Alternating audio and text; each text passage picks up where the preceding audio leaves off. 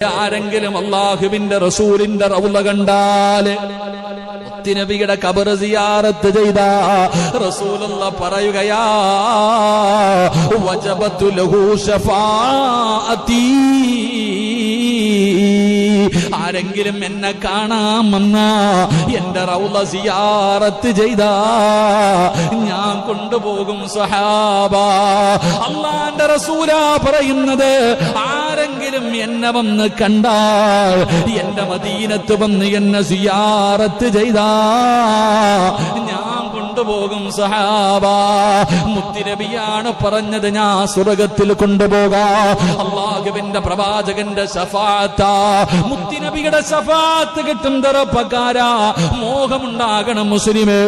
സമ്പാദിച്ച് കോടികൾ വെച്ചിട്ട് കാര്യമില്ല. ദുനിയാവിൽ രണ്ട് സ്വർഗമുണ്ട്. ഒരു സ്വർഗം ഇരിക്കുന്ന മജ്ലിസാണ്. ഇനി രണ്ടാമത്തെ സ്വർഗമങ്ങ് മുത്തുനബിയുടെ റൗളയുടെ ജാരത്താ, ആ ഖബറിന്റെ ജാരത്താ. അവിടെ പോയിരുന്നെന്ന് 2 റക്അത്ത് നിസ്കരിക്കുന്നത് അല്ലാഹുവേ ഭൂമിയിലെ സ്വർഗമെന്ന് മുത്തുനബി പഠിപ്പിച്ചു തന്ന സ്ഥലമാ. അതുകൊണ്ടാ പറഞ്ഞത് മക്കത്ത് പോകണം, മദീനത്ത് പോകണം. ചിലരുടെ ജീവിതത്തിലെ ഏറ്റവും വലിയ മോഹമതാണ്. അതിനുവേണ്ടി ജീവിച്ചവരുണ്ടല്ലോ. എന്റെ പ്രിയപ്പെട്ടവരെ, മദീനയെ സ്നേഹിക്കണം.